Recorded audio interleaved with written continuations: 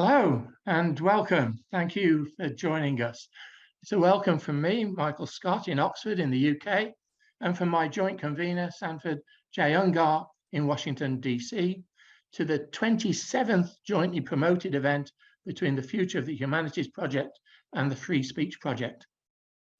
The latter is sponsored by Georgetown University and the former by Georgetown's Humanities Initiative in association with Campion Hall, Oxford, and the Las Casas Institute for Social Justice, Blackfriars Hall, Oxford.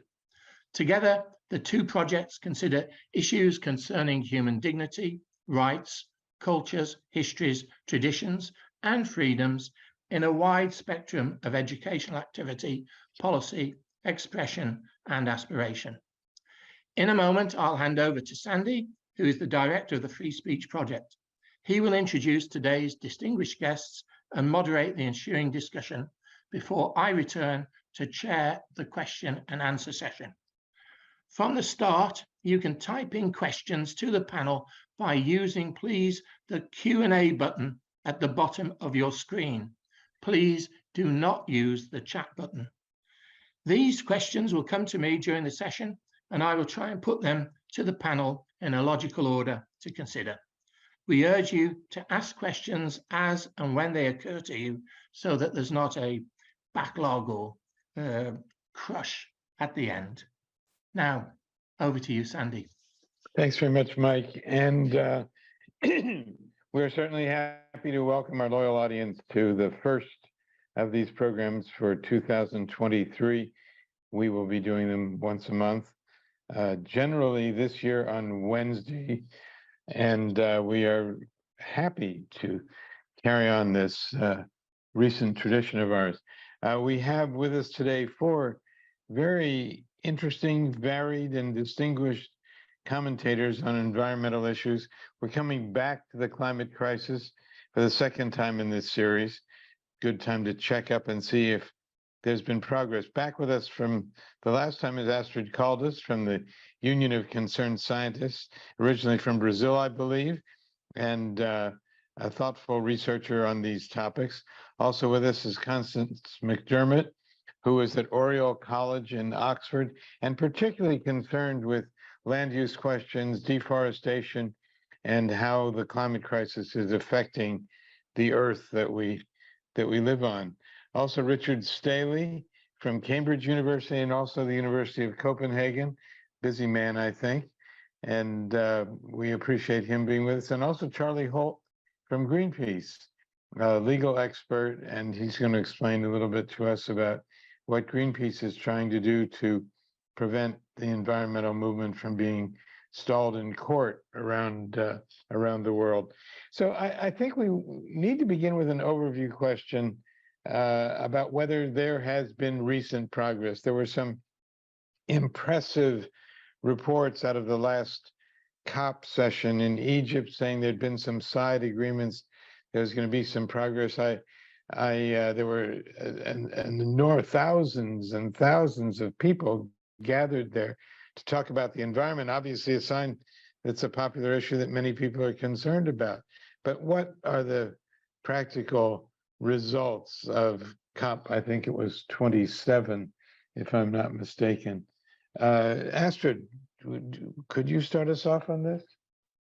Certainly. Thanks for having me. Hi, everybody. A COP is always complicated, right? Because there is always some people who are fighting for one thing, some people who are fighting for another, and yet some people like the lobbyists, oil and gas lobbyists, who are a large contingent at these meetings, and they are lobbying for keeping fossil fuels, in the mainstream, while everybody else wants to remove them. So this COP had a lot of good progress, not the least the loss and damage agreement that was signed there. It's a very important step. That was the issue for COP27, as many see it, because the Global South and climate justice activists have been really fighting for it. So the establishment of a fund for loss and damage to vulnerable countries is a big development. And I would mention a second thing, which is the reinforcement of removal and scaling down coal use. But no scaling down was mentioned of use of oil and gas. So we need to add oil and gas to that scale down so that we can ramp up renewables and make it really the just transition to clean energy that's needed. Richard Staley, how much time do we have to make more progress? We've been hearing about this for, well, quite some time, some of us, all of our adult lives by now. And there are occasionally optimistic pronouncements, and then seems like we go back to the same problem. Absolutely, Richard? it does. And it's very hard to know what we should do when, but COP itself has tried to set timelines. And if one mentions one of the most important timelines they set, in 2015, they said that emissions should be halved by 2030 to attempt to keep the Earth under a 1.5 degree temperature rise. And that's a clear goal and a clear timeline. And if one thinks about from 2015 to now, we're halfway along. Emissions should be halved, but emissions are still rising.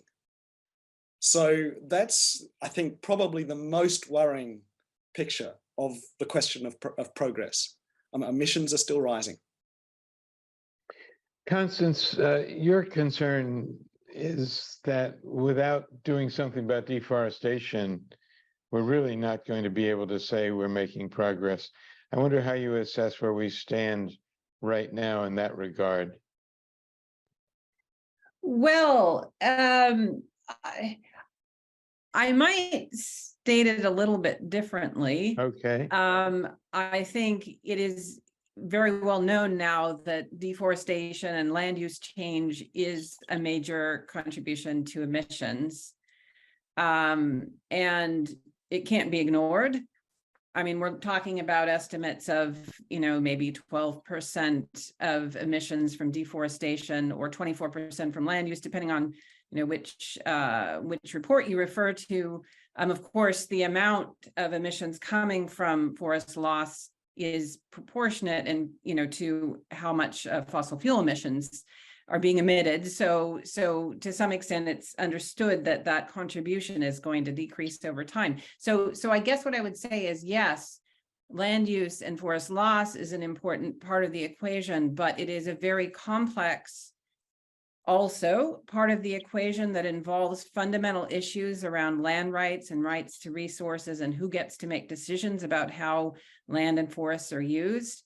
So I think there's a real risk. Sometimes we talk about it, those of us who have been working on issues of deforestation and land conservation for a long time, and local development of sort of climatizing the problem and not seeing how the sort of underlying drivers of forest loss. And so, for example, what we see then is that was particularly COP26 last year, a very ambitious pledge to just, halt deforestation and land degradation by 2030.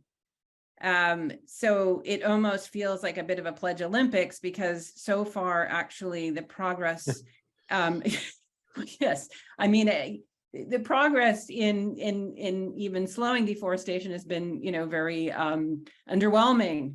So it makes us, I think, need to kind of step back and think, well, maybe we need to look at these problems in somewhat of a different way.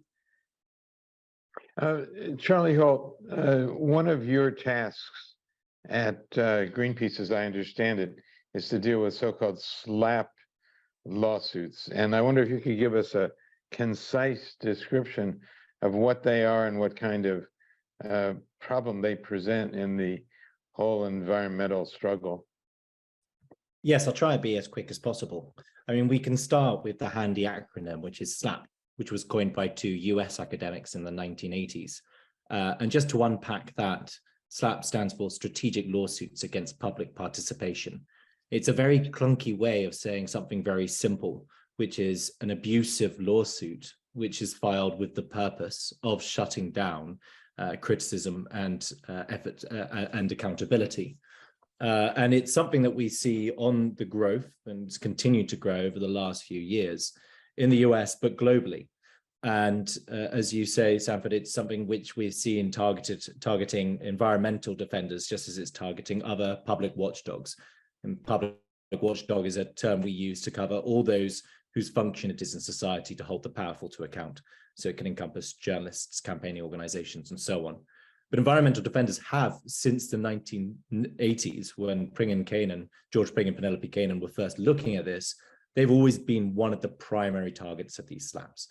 Indeed, Pring and Kainan identified a growth in SLAPs and attributed that growth to the growth of environmental groups such as Greenpeace and Friends of the Earth in the 1970s. We continue to see that in countries around the world, in the US, in the global south, and where I'm operating now in Europe, where we've built a coalition called the Coalition Against SLAPs in Europe, or CASE. And are you making progress? Yes, I like to think so.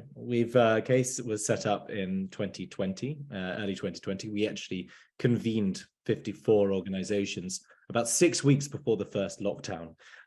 So we just got in there to be able to mobilize civil society across Europe. It's now been growing and growing. There are more than 200 groups who are involved in some way in the coalition, but it has a number of different parts to it. It's working on anti-SLAP advocacy, so pushing for anti-SLAP laws. Those are laws which are designed to dispose of SLAPs as quickly as possible and ensure that those who are targeted have the compensation they need, and that those who are filing it have the sanctions that are needed to deter the use of SLAPs. We've also been working on campaigning, anti-SLAPs campaigns, so exposing SLAPs and those who use them through efforts to name and shame those responsible. And finally, we've been working on legal resilience. So increasingly, we have been able to build mechanisms to support those who are most exposed to SLAPs. And that's an ongoing process. It's something that we're really prioritizing this year and have been identifying certain problem countries where there's a real issue and where there's a real gap in capacity. I'd like to, thanks very much for that. I think that helps us understand one of the relatively newer tactics on the part of environmentalists to deal with these lawsuits. I'd like to invite several people to weigh in on this question. When you look at advertising, especially in glossy magazines, sometimes on television, other places, from corporations, you would think that they are in the vanguard of the environmental movement. The photographs they use, the messages, the music, what have you. And the more one starts to dig into this, the more one gets a very different impression of leading corporations, especially energy corporations and some others. And so to what extent is the corporate sector a major, I don't really like to use the word villain, but maybe you can talk me down from that word, Astrid. But to what extent do we have to hold the corporate sector responsible for saying yes but acting no? You can use bad actors or villains. That's okay. That's what we use at the Union of Concerned Scientists. We call them bad actors. And the oil and gas companies, it's the corporations, anybody who is involved not only in misinformation, but also those who are, in fact, trying to greenwash their actions by using some code words, by using some catchy lyrics, as you said, the music and the environment shows a beautiful forest, and we are making energy accessible for all. We are making the world a better place. And in the background, you are thinking, wow, we are extracting more oil, and now we are burning and emitting more, CO2 into the atmosphere. So they play a huge role. At my organization, the Union of Concerned Scientists, we have a specific program that goes after some of these people with lawsuits and with accountability requests. There has been briefings, there have been in Congress calling some of these corporations to, what are you doing? Asking them to explain themselves about their activities. But greenwashing, as we call it, is a huge thing, and not only corporations. A lot of places, a lot of organizations also do a lot of greenwashes. And I'm not going to say nonprofits don't do it, because they do. They say they do it in a variety of ways. And, sometimes it's not as visible as the impact from oil and gas, but to say that you're doing something for the environment when you're not actually doing it is just as bad. So yeah, we got to hold those corporations and those accountable for sure. Constance, do you want to weigh in on this? Sure. So it's now known in the past couple decades or so that the leading driver of forest loss is the production of global commodities like palm oil and soy, and pasture expansion to produce beef, cocoa, and coffee to some extent. And it's particularly what they call enterprise-driven deforestation, so involving often large multinational companies. And there's a lot of effort to try to address and make this sort of commodity production more sustainable. But I think, again, when I was talking about a step back look at what's going on, it's also important to realize that what we're doing is, in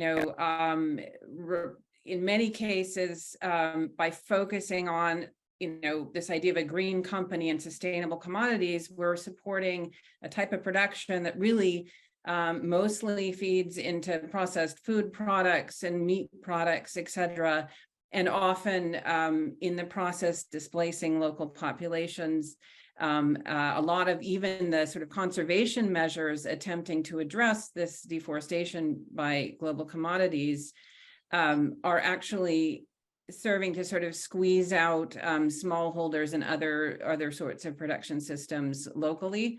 So yeah, there's a real sort of tension within the environmental movement. To what extent do you work with companies and sort of say, okay, sustainable commodities are important revenue generator, important part of economic development, and let's work with them as the sort of answer to sustainability. And to what extent do we need to really rethink how we govern the forest frontier and who should be making decisions about that? Thanks.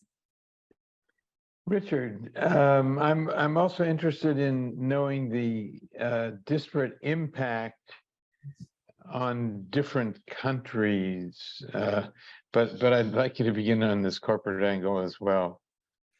Yeah, I think what Constance said is really important, and one of the things that it highlights is that you actually need different kinds of accountability. You need to be accountable on many different levels. In one of those levels, emissions, the one I mentioned before, there was an announcement in COP27. There's a new non-government, non-aligned project called TRACE, which accounts for emissions from different sources in different countries and makes them publicly available. But if you kind of download the file for emission for a particular country, it's at such a general level that it's really hard to know what's going on. So we need very fine-grained accounts, but that itself is nevertheless important because companies often self-report emissions levels that really don't stand up when you look at actual emissions. So we need to work at them in lots of different ways. And as you say, the questions of inequality and that's national and corporate and individual, etc. They drive through this all the way. One of the things that is in the title of this session is global failures in the fight against the climate crisis.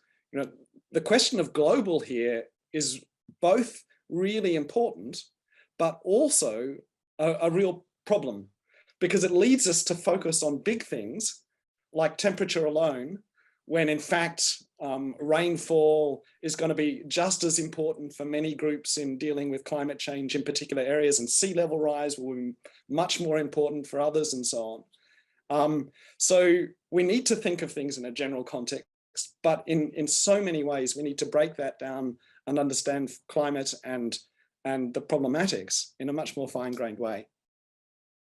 Charlie, Greenpeace has changed its tactics over the years as it appears to an outsider. One used to think of Greenpeace as a kind of eco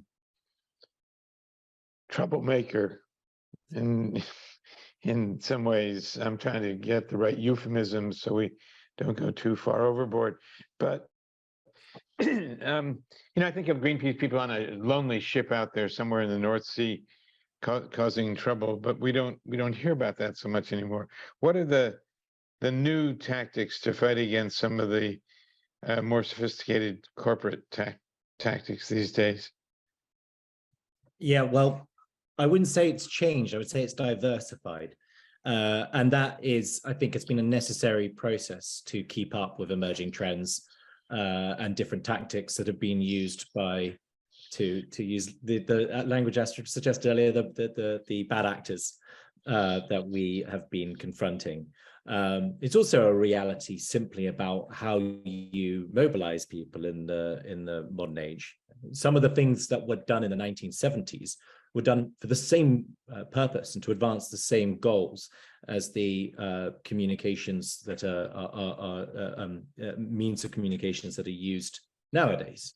So, for example, in 1970s, there was the idea popularized by Bob Hunter, who was one of the founders of Greenpeace, of a mind bomb. And that was used, some of the more high-profile actions that took place at sea were done with the purpose of inspiring people around the world to act. Now, the reality of the modern age is that a lot takes place online. And so you will therefore see a lot more being done online and more online actions and so on. But it hasn't moved away. It hasn't really shifted away from some of these tactics. As I said, it's just diversified. Greenpeace now, and when I say Greenpeace, I mean a network of organizations which operate independently, and therefore they all develop very much their own tactics, their own approach to the climate crisis. And it can encompass, we still have a number of actions that take place on the ships that Greenpeace International operates. But we also see a range of different tools being used. So strategic litigation, for example, is something that we see on the rise. We see the Greenpeace has had a growing science unit, for example, growing expertise. There's been more reports that have been published with real rigor and research. And as I said, there have been various different communications devices which have been more closely adapted to the modern digital age. Thanks, Constance. One term that keeps showing up is IPLCs, Indigenous People and Local Communities, and how they are affected in particular by the climate crisis. Are they speaking effectively for themselves? And maybe you could pause first to define that category of IPLCs. Yeah, well, thanks. That's a very complex question, Sandy, because I mean, even legally, that can be seen as meaning different things in different countries.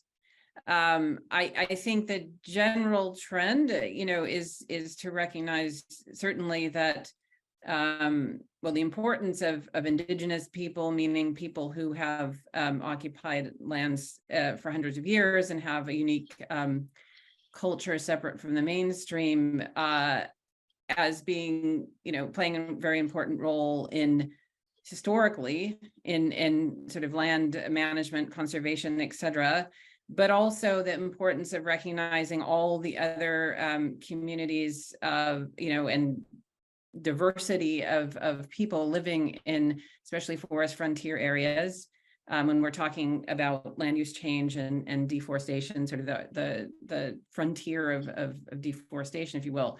So there are of course challenges because in a lot of countries maybe Indigenous peoples are not necessarily recognized by the government. So I think the general approach, again, if we're sort of talking globally, is to use the IPLC term quite broadly to refer to people living on or near, or in the rural areas on or near forests, and recognizing that they both are, well, several things. They're both very vulnerable to land use change and also to climate change. They're also, I would say, vulnerable to conservation strategies that don't engage them in their design, because it can be another form of, some people use the term sort of green grabbing of people, of local and indigenous communities losing rights to land and resources because of conservation strategies that are designed without their participation. So I think it is increasingly being recognized that it's really critical to engage with IPLCs. It's not an easy thing to do, but arguably there's no substitute for it. And it's going to look different in different countries, given the complex politics involved. I can imagine in some cases they feel patronized or condescended to. We'll take care of you. Trust us, and that's not always the result. Astrid. Yeah, that's not always the case. And of course, I have to bring up Brazil and the Amazon. There are lots of initiatives happening there right now, post Bolsonaro government, and a lot of land grabbing had occurred during the Bolsonaro 4 years of government. And now there are big initiatives funded by the Brazilian government, particularly state government research foundations, to really bring back the ability of local people, including indigenous peoples, to do their sustainable farming, to live their livelihoods the way they used to, and try to prevent them from losing their cultural heritage, and at the same time try to also protect as much as they can from the Amazon. Of course, Constance can say that that's a almost impossible task, but I say we have to start somewhere, and I'm optimistic about the initiatives that I have seen going on in the Amazon and in Brazil in particular. Are these things that can be turned around? I mean, once a certain part of the Amazon has been ravaged, it seems it would be difficult to restore it. I'm telling you, the building of the Trans-Amazonica Highway is a great example of Amazon restoration, because the Trans-Amazonica Highway, they would complete, like 10 miles. And when they were working on the next miles, the forest was closing in the first miles that they built. So it was kind of an interesting experiment that was not planned, and that really was a disaster. And that's why the Trans-Amazonica did not happen the way that they planned, and did not happen in the time frame that they planned. So there are certain areas that can recover, but there are certain areas, particularly those that are encroaching from the south for grazing and everything, and changing completely the environment. And you have this, what we call biomes, which is a complete system of plants and animals. If those move in, they probably will take over, because the forest itself takes so long to develop and takes so long to actually be what it is, that those fast growing other environments may be very hard to deter. Right, Constance?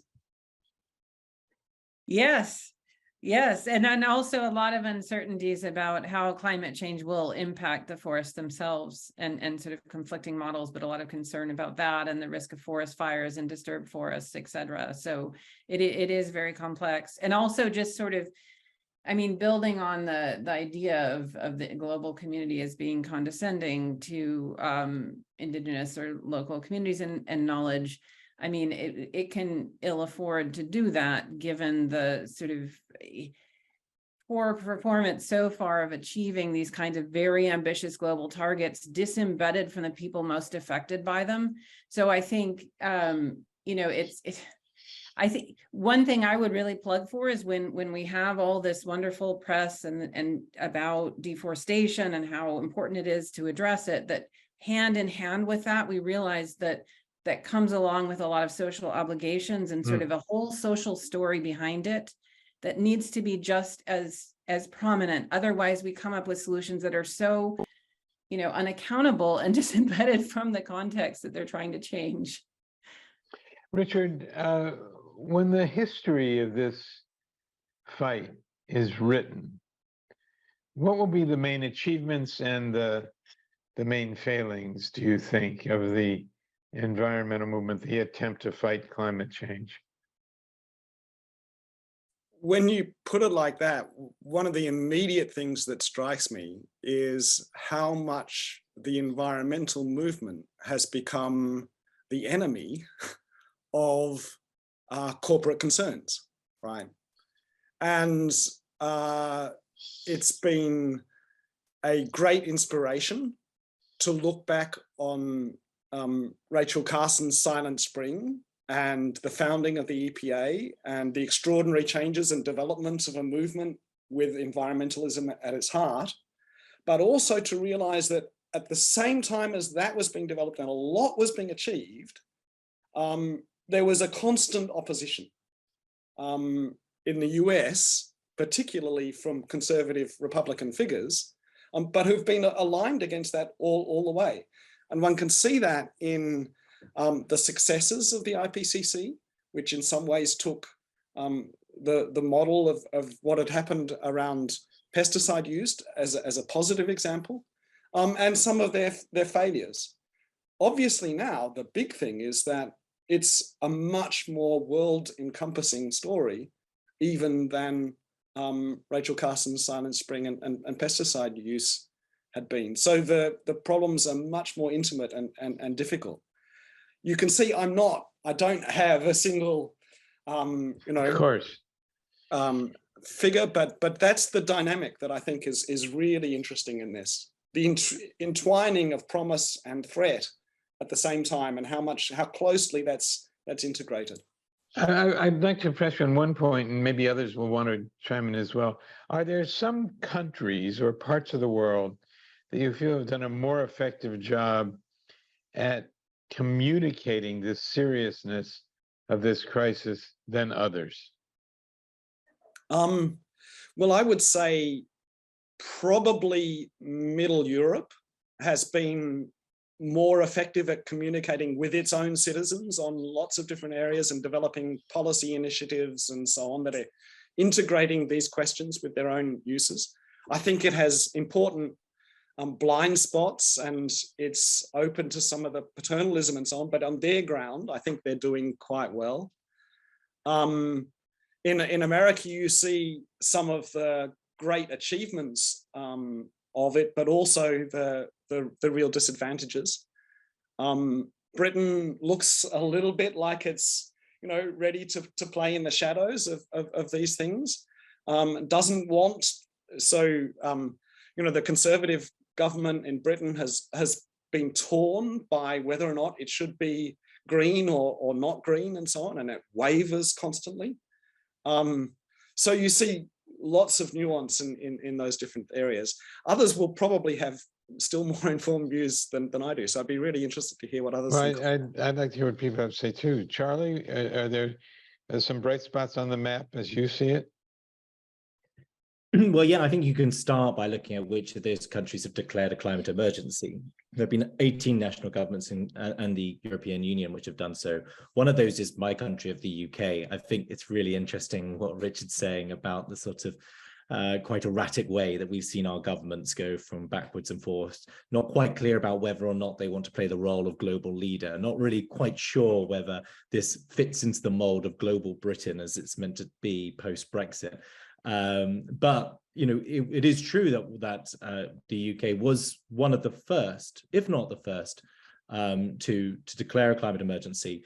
And I would say, rather than attributing this to the sort of green sympathies of our leaders, it's far more attributable to the climate movement. I think what might not be so clear in the way that Britain has communicated about this in the past is that the climate emergency that was declared a crisis in the UK only following the first wave of Extinction Rebellion protests in the UK, which successfully mobilized so many people that it kind of became unavoidable for the government as an issue. And that was one of the central demands of Extinction Rebellion in this first wave of protest. I would just emphasize there that the reason you have seen movement there has been because of the movement. And I think there's something similar in other parts of the world. I think Spain, for example, has played a very important role in recent years, especially with climate negotiations, which has been somewhat to do with the climate, I think largely to do with the climate movement. I think even in an authoritarian country like Turkey, where there's quite a nascent climate movement, you have seen Turkey's policy become more progressive in line with that, even as it's worked to suppress some of the more disruptive elements of that movement.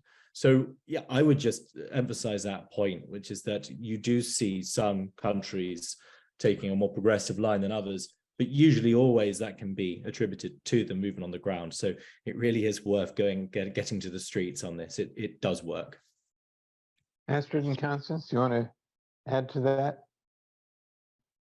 Sure. I mean, I can add that I think it's really important to not just look to governments and what different, especially national leaders are doing, because so much of the interesting action, a bit following on from what Charlie was saying, so much of the important action is not necessarily at the state level. And it's, while that might be disturbing, sometimes it's also hopeful, because as we know, as we've seen happen politically in the US and UK and lots of countries now, you can have radical flips in terms of national leadership and radical change, or Brazil, radical change overnight, where it seems like you've lost everything because you've got a government in place that's not interested in addressing climate or what might have you. So what have you. So again, that sort of perspective that this really needs action at different scales, and that the sort of local level buy-in, the social movements are so critical. And from the deforestation perspective, that national buy-in is very important, but also, it all requires sort of citizen action as well, and civil society plays a very important role in all of this, in sort of motivating action and helping it survive the political craziness your country might go through, the flip and flop of national politics. Astrid? Yes, I would add the issue of people experiencing extreme weather events and people experiencing impacts of climate change. It's a huge thing. And as we can see, one of the biggest things for me is the change over the years that we see in climate change impacts perception that has been followed by the Yale program on communication on climate change and George Mason University.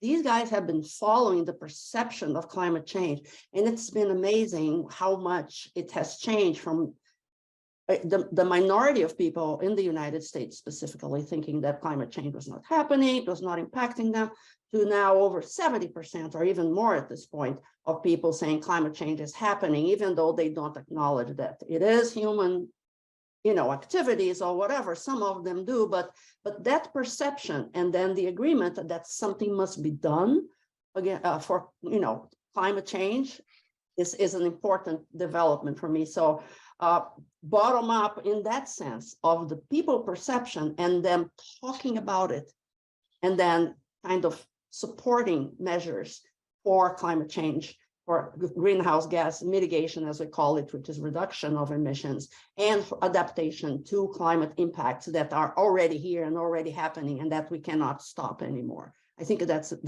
big. That's a good segue to the last point I want to raise before we go to Mike and ask him to tell us about the questions that have come in.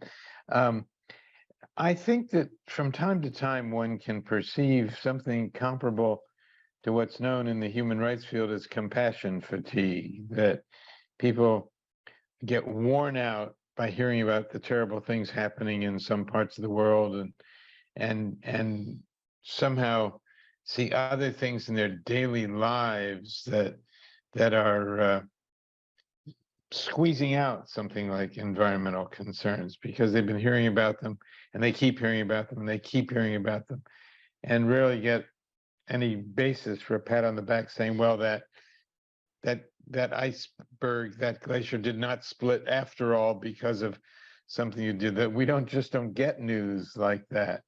So sort of a parting thought from from our end of this discussion. What about the fatigue over the environmental concerns? Are people coming up with new ways to revive that? Maybe Greenpeace has some new angles on it, Charlie. I don't know. Yeah, sorry, I was just thinking about an answer. I don't think there are any easy answers to that. I think it's something that we're all very conscious of, or at least those who are responsible for mobilization and for engagement. I think there are areas where we can be more hopeful and more optimistic. I think we talked earlier about COP27 and loss and damage. I think that's a good example of that.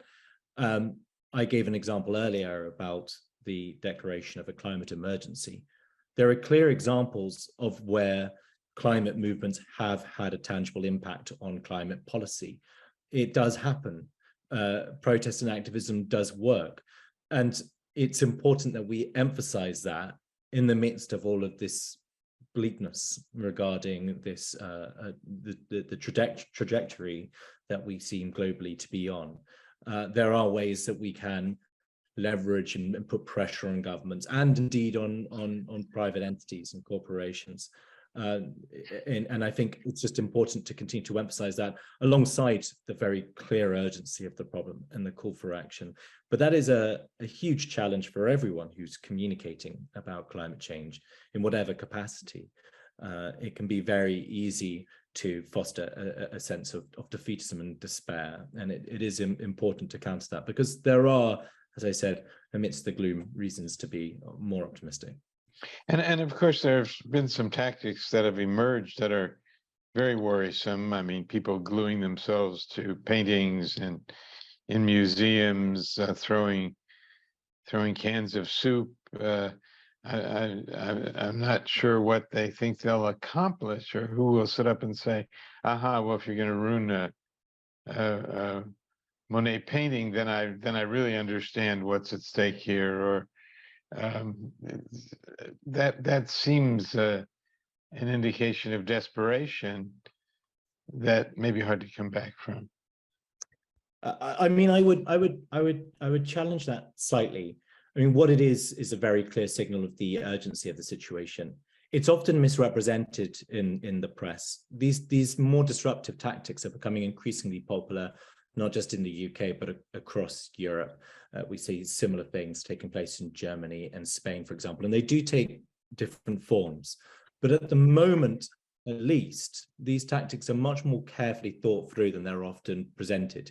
So, for example, much of the reporting around the Just Stop Oil protests in galleries suggested or implied that there was permanent damage caused to the paintings, whereas the paintings targeted were behind glass.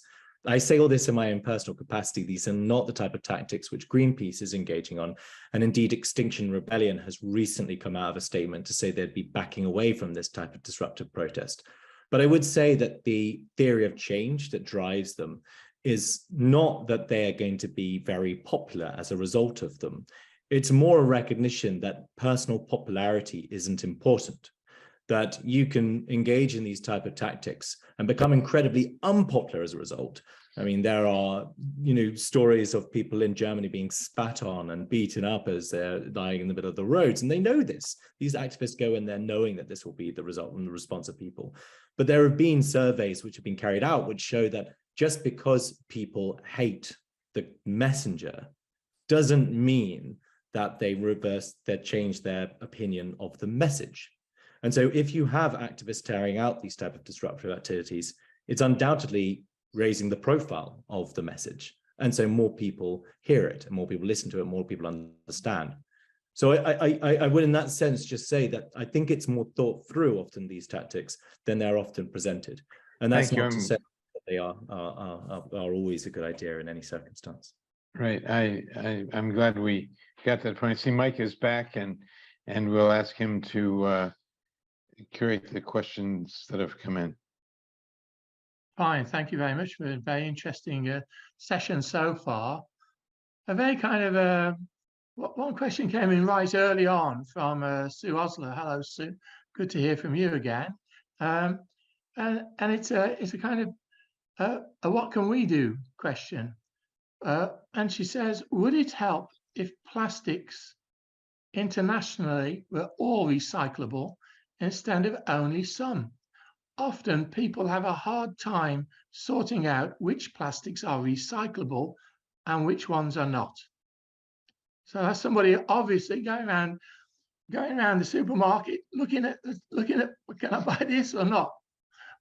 What do you think? Is there any move for that kind of thing? Richard? Yeah, I mean, I recall from a much earlier period in the questions of recycling that Germany made an enormous difference in the number of plastics in IBM computers by making manufacturers take responsibility for being able to recycle and reuse all the components that they used. So you could deliver your computer back to IBM and they would have to then deal with the waste, right? And that led IBM to go from using 21 different kinds of plastics to using 4 plastics in their computers. So that's a brilliant illustration of how important it is. And it shows that you need to get to the producers to do this and that they need to be having a real concern for the plastics that they use. Yeah. Charlie, do you want to say anything about that? You're going to have a campaign, a Greenpeace campaign on plastics. I am no expert about plastics. I'm very wary about stepping into this area in case I say something which is wildly contradictory with our own plastics campaign messaging. So I'll be careful. It is interesting, though, about how plastic recycling varies so widely from country to country. And this is something I just say from my own personal experience. I was in the Netherlands beforehand, which recycles considerably more of its plastic than the UK does.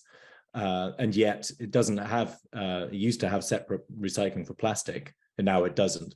And that's a lot about how much money they invest in the filtering systems that they have. But again, I have to emphasize I'm not an expert, and I realize this is a complicated area, which I would just implore people to read our reports, which I can post in the chat. Thanks. Any other comments on that one from anybody? Shall I go on to another one then? It's Alexander Gregg Duarte. Alexandra's put in a few questions. I'll start with the first one. The Organization for Economic Cooperation and Development, OECD, has contributed billions in climate finance, but in large part, this financing comes from loans. Is it fair to consider loans as climate relief? What are the implications of this for developing countries? Again, who wants to take that? You want to try that one, Charlie? I probably shouldn't have unmuted there because it suggested I'd be best placed to do it. I don't know whether others yeah, that's it. Yeah, yeah. I would think Astrid would have some thoughts about that.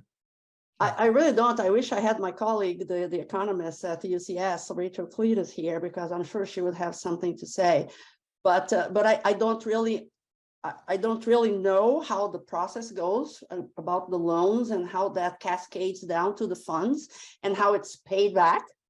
So I think that's a much more complex, way above my pay grade. Okay. Alexandra says, can you speak on the difference between climate adaptation and climate mitigation, which is more urgent? That I can speak to. Okay, Astrid. Adaptation is something that we usually do locally. And for some places, it's very urgent because they are already drowning. I mean, drowning, sea level rise or extreme heat or many of the impacts.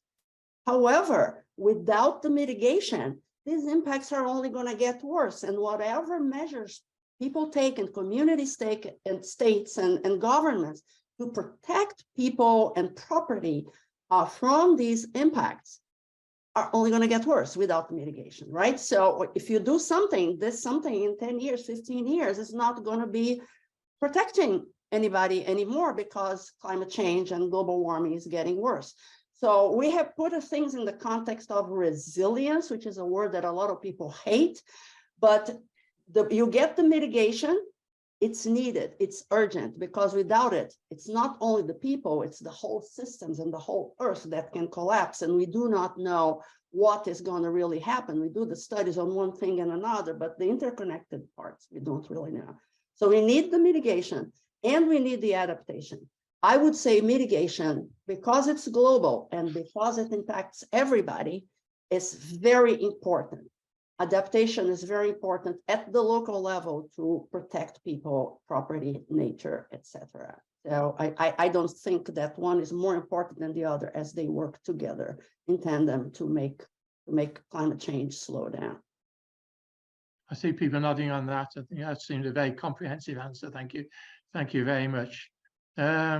Sue Wu says, hi, professors. This is a question related to the early discussion about global failure. I am interested in the role of city in fighting the climate change. Do you think it would be a good strategy to address the climate change directly on the level of city instead of on national government? Thank you. So I think what she's saying is we got lots of people flying here, there, and everywhere. The politicians making names for themselves on the back of the climate change. Maybe you may disagree on that, but it does seem to some onlookers that is the case. You know, going to this country, going to that country every year, having a good chat about it at country level. But I think what Sue Wu is saying is, what about looking at it on our immediate and where our city is, on what our city is doing and should do? Wouldn't that be a better thing to do?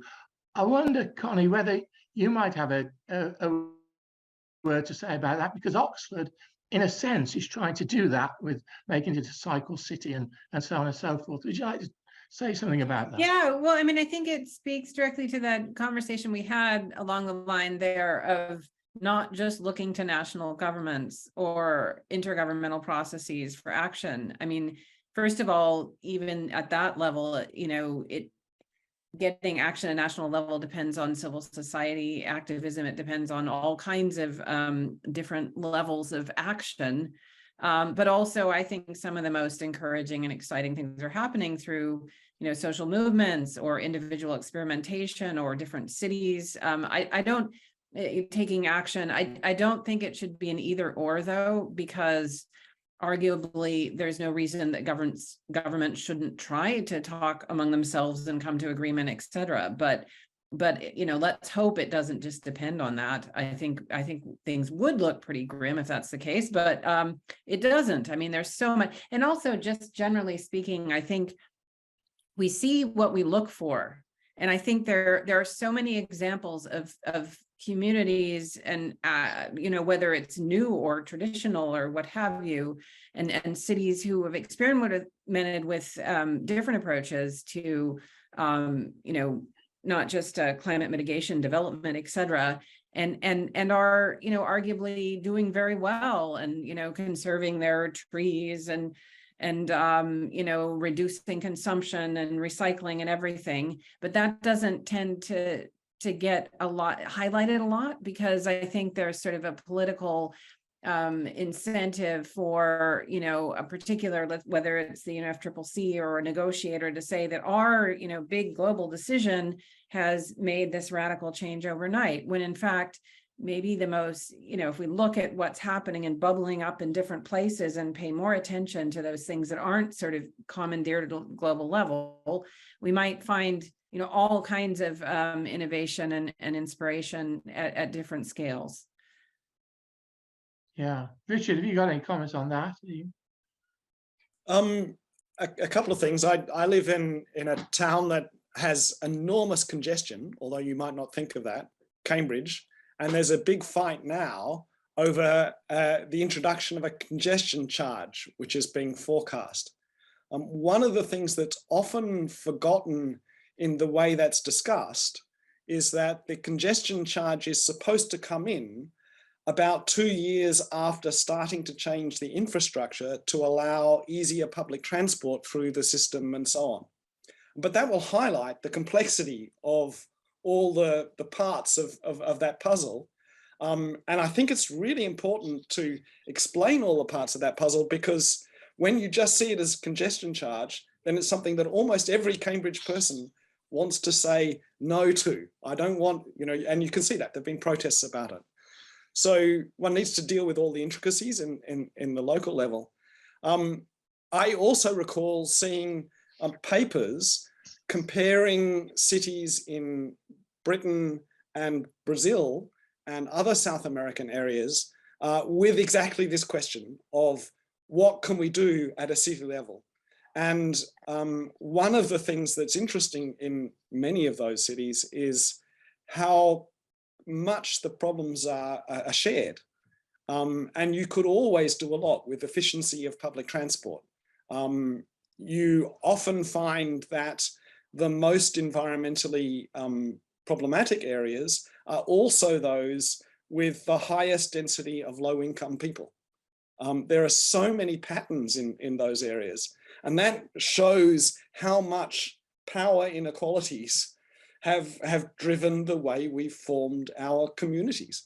So overall, addressing inequality, I think, is the major thing. And that should underlie, as Constance said, addressing the social questions at the same time as one addresses the questions about climate. I think that's really something we should take as an important message from this. If I may add, Yeah. I agree 100%. And I think the examples coming from the cities about how they are dealing with these inequalities and trying to really solve the problems that go across the board, particularly to the low income parts of those communities, right? How do you make that balance? I think that's a great example. Many of those are case studies for implementation of other solutions that come at county level and state level, and eventually help bigger parts of each country. And I mean, we cannot have something that's good for everybody, because each community is different, each state is different, each country is different, right? But I think that it's important to note that even at COP, there are coalitions of cities. There are coalitions of mayors, there are coalitions of states, there are international coalitions of cities that are there lobbying and fighting for what they think is important, because as much as they are doing, they cannot go it alone. As Constance said, you have to have both.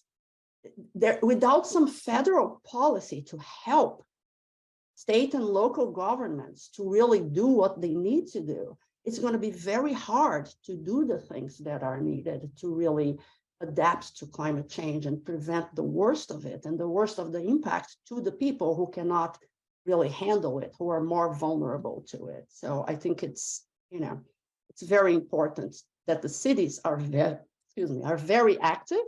I think it's essential. I think the federal government and state governments have to be paying attention to kind of, direct their policies along the ways of successful actions from the cities. Thank you for that. Taking it on a little bit from there, Angela Preston, good to hear from you again, Angela. And Angela says, what benefit would it be to have competition between countries, maybe we might also add cities, to reverse climate change, much like, she says, the race to the moon?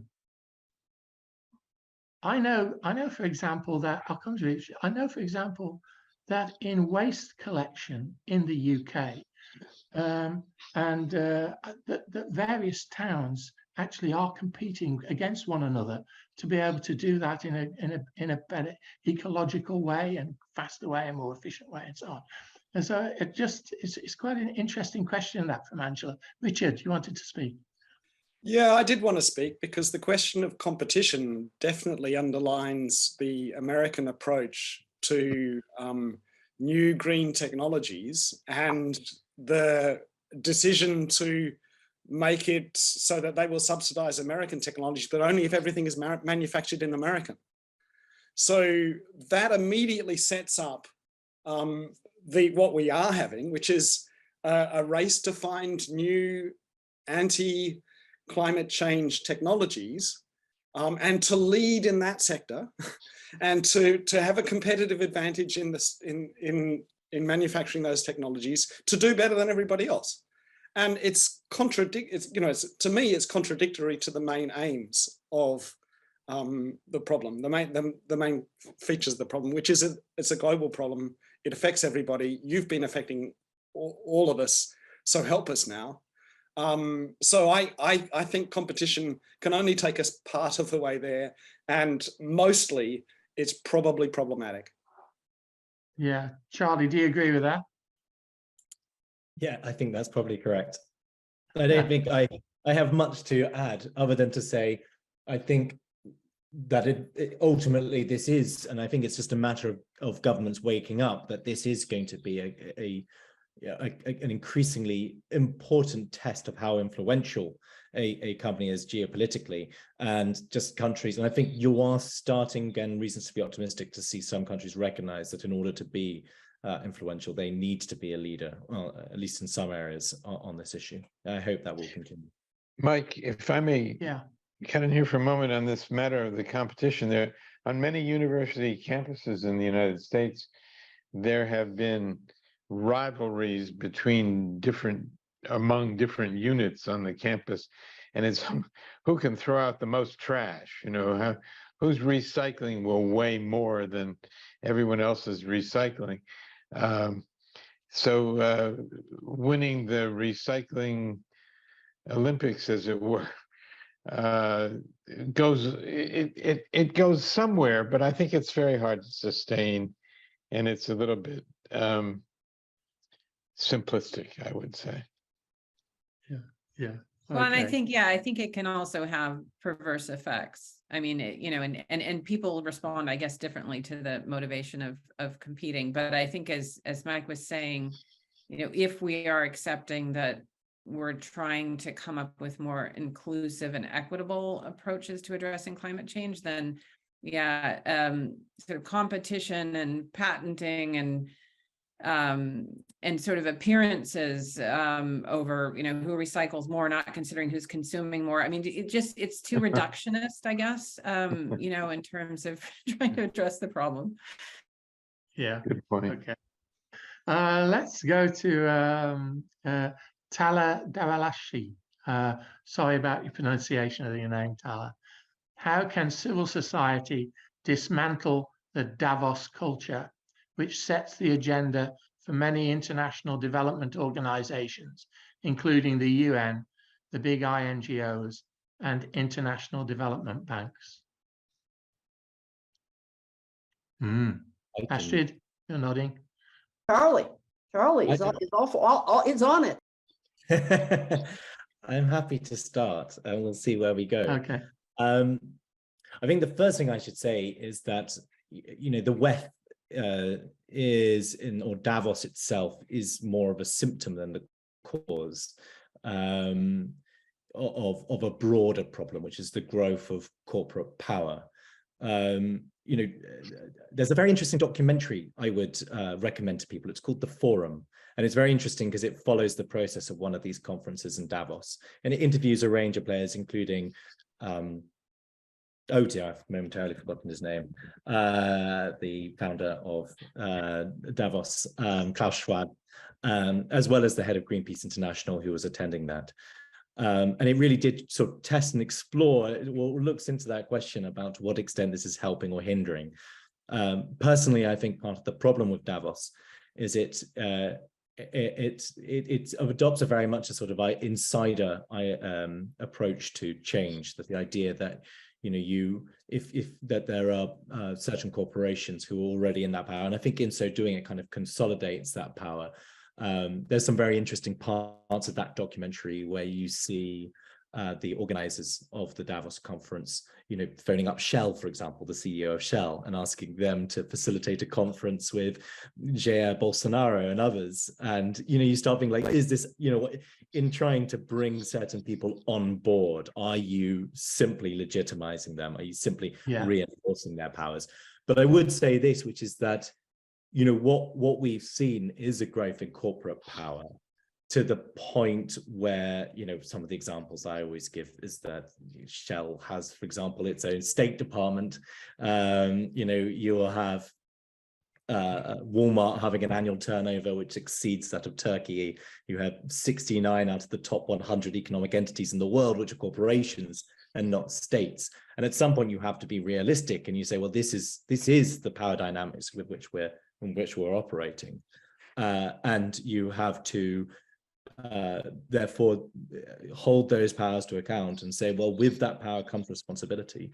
And you need to, I think, update international mechanisms for holding power to account accordingly. And so, for example, there is currently pending a draft legally binding instrument on corporate accountability. It's that sort of thing that we need to see, where we really reconceptualize our idea of rights and accountability, and recognize that corporations are able to exercise powers which are comparable to that of states, and they need to be tested and challenged accordingly. Thanks, Charlie. And now that Charlie has spoken, and I agree completely, I would have to add a couple of things. First, that I want to go back to the power of the people and the movement. That's important, even in corporate accountability, right? So I think that there is that power there, and if there is the will from the people and there is the demand for accountability, something may happen. I have to be optimistic. I'm an optimist. The second thing that I would like to say is that corporations are in it for money, right?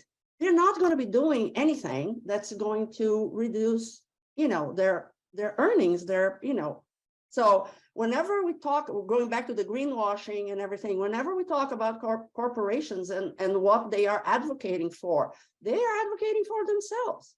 So there has to be a shift in the corporative world, in that their gains and their bottom line is linked to a better economy that is based on renewables and not fossil fuels, and a lot of other things that climate change is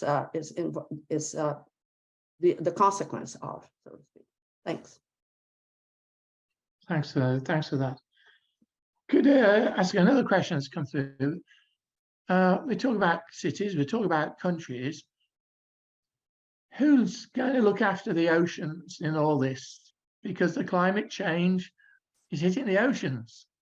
So who takes responsibility, Richard, do you think, for the oceans? That is a big and important question. I actually don't know the formal answer, but I do know that there are international bodies that are concerned with the oceans and are monitoring it. And there's quite a lot of climate knowledge about the oceans, and it's no longer, as it once used to be, so centered upon trade routes. You know, a lot of climate knowledge reflects economic priorities and reflects state priorities as to where you can measure different variables, etc. So I think Constance earlier said, you know, you see where you can shine a light, or something along those lines. And commercial interests have driven a lot of what we know. This is a case where we know that now we didn't understand fossil fuels well enough. We know that they damage the environment in ways we had little awareness of. And we know that these are connected with lots of different things that turn out actually to be connected with some of our most problematic social issues. So we need to address all of those things at the same time. And the oceans are very important in that, and they can be a symbol of the ways that these systems are different in different places. The oceans will be perhaps the major impact of climate change will be in sea level rise. You know, there's already quite substantial sea level rise written into what we've done. And if we get it wrong, there will be enormous sea level rises happening really quite fast. That's going to change the face of the earth. And it's going to make cities redundant in places, and, you know, cause lots of migration and things like that. So yeah, we need to pay attention to the oceans. And I wish I knew the body that's doing that. I'm sure they would say that they're doing everything that you need, but I'm sure also it's enmeshed in the same problematic interrelation of commercial and state interests. I would like to add, you think it's going to be something of substance, but I want to say that Richard has a sea level rise mug that he's drinking from. Isn't that a sea level rise mug? That's right. Yeah. It is. I know. I was drinking cold water in it, but if I had poured in hot water, then you would see the coastlines changing. Yeah, that mug, I have one. I noticed it. I think that's a big point, because sea level rise is something that happens slowly and affects the whole world. You cannot underestimate the impact of the Arctic and the Antarctic, the melting of the ice there, the land ice there, and really, it's coming already, and we have a lot of it already baked in, right? So we have to really pay attention to that. Connie, do you want to say a final word on that before we close? Well, I mean, it isn't really my central area, though we have a lot of students here and graduate students here among others who are really keen on understanding ocean politics. And let's just say it's a very, very difficult area. It's politically very fraught, especially with now the sort of growth of things like deep sea mining.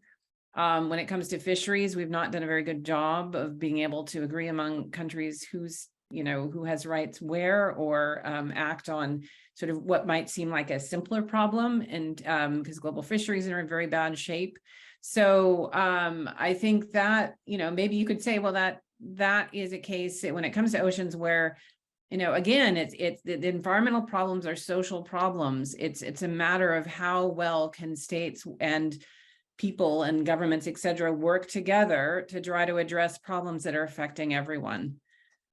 So yeah, we're looking for good ideas there and good new energy to address that very challenging problem of. Thanks, Connie. With that, I'm going to have to bring you to a close. Charlie's had to go off to take an urgent phone call, so we thank him. But Sandy, do you want to say anything before I close the event? Just a few words. I'm very happy that we've had this conversation a little bit after COP and putting it into perspective. I wouldn't say I come away a lot more optimistic than I began, but I am very impressed by the level of analysis and thought going into these issues. So thank you all, Connie, Astrid, Richard, and of course, Charlie as well, for participating today. This is just exactly what we try to do, and especially to reach across boundaries and talk about common international problems and how well people are being able to speak up and publicly about them. So thank you, Mike. Always a pleasure to collaborate with you. We'll be back on Wednesday, February 15th, actually talking about Brazil and the failure or the threats to democracy there. First of a series of country-specific programs that we'll be doing in the months ahead. So thanks to everyone who backs us up. John McCabe, our program manager at the Free Speech Project, Maggie Scott, and others in Oxford who do so much to keep us running. And I hope everyone will continue tuning in over the months ahead. Back to you, Mike. Thanks, thank you, Sandy, and thank you, Astrid, Connie, and Richard, and Charlie, of course.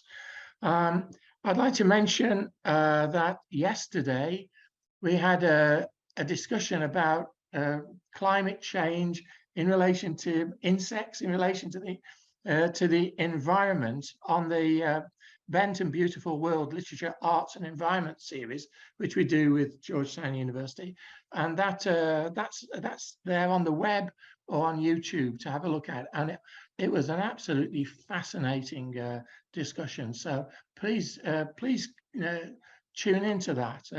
You can get information from the Georgetown website for that.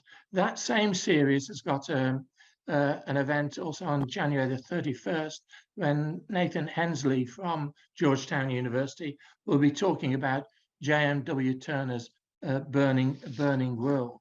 And in the following week, the following one from that. There's a fascinating one with one of the world's top viola players, who's going to talk about his instrument as a piece of nature, formed from nature, which will play about nature. That's Graham Oppenheimer, and that'll be about in a couple of weeks' time. So look out for that one as well. My thanks as well to everyone at Georgetown, to those at Blackfriars, John O'Connor, the Regent, Richard Finn, Director of the Las Casas Institute, at Campion, Nick Austin, the Master of Campion Hall, and Ying Campion Hall administrators. I'd like to mention Laura Lees, my publicist here in the UK. And thank you for attending today, for all the support for our various series. We do appreciate that. And my thanks again to Sandy and to the Free Speech Project that joined up with the Future of the Humanities Project. I'm Professor Michael Scott, Fellow and Senior Dean at Blackfriars Hall, Oxford. You can follow me on Twitter at MikeScottProf. Until next time, take care, keep safe. Goodbye. Thanks, everybody. Bye-bye.